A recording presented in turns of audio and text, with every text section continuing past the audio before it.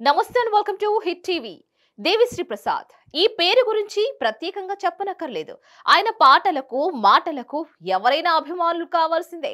అయితే ఈ మధ్య సినిమాల్లో కాస్త జోరు తగ్గింది. గతంలో లాగా ఎందుకు వరుస సినిమాలు చేయడం లేదు? లేక ఒకసారి కొడితే కుంభస్థలమే అనేలా తన టైం కోసం వేచి చూస్తున్నారా? ప్రస్తుతం దేవి ఎన్ని సినిమాలు చేస్తున్నారు? ఇంత గ్యాప్ ఎందుకు ఇచ్చారు? అసలు సినిమాలకు దూరంగా ఉండాలనుకుంటున్నారా? ఆయన ఫ్యూచర్ ప్లాన్స్ ఏంటి? తెలుగు ఇండస్ట్రీలో నెంబర్ 1 మ్యూజిక్ డైరెక్టర్ గా పేరు సంపాదించుకున్నారు డిఎస్పి. చాలా ఏళ్ల పాటు తన మ్యూజిక్ తో మ్యాజిక్ చేశారు దేవిశ్రీ ప్రసాద్. కానీ కొన్నేళ్లుగా దేవి పేరు పెద్దగా వినిపించడం లేదు. ఆయన పాటలు కూడా కనిపించడం లేదు.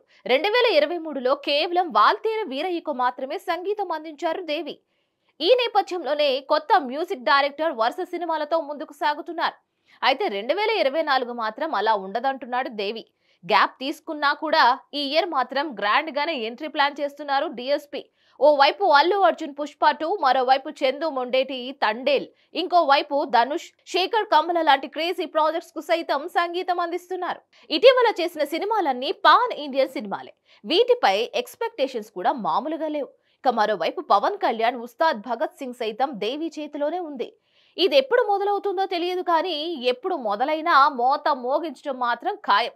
ఇక వీటితోనే తన ప్లేస్ మళ్ళీ వెనక్కి తెచ్చుకుంటున్నారంటున్నారు దేవి. దీనిపై మరిన్ని అప్డేట్స్ కోసం please like, share and subscribe to Hit TV. Hit TV presents like, share, comment. TV వాళ్ళకు కూడా నేను ఒక సర్ప్రైజ్ ఇద్దాం అనుకుంటున్నాను. మీరు మాత్రమే జెస్సీ ఎందుకు అయ్యారు? ఇలాంటి అమ్మాయిలకి పిలవడానికి బాగుంటుంది.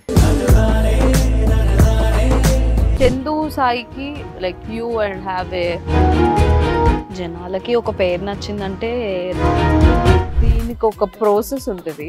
ఎందుకు ప్రాసెస్? డైరెక్ట్‌గా వెళ్ళిపోదాం. ఏదైనా ఒకటి మర్చిపోయినావా నువ్వు? మర్చిపోయినా మేడం. ఏం మర్చిపోయావు? నా గుండె.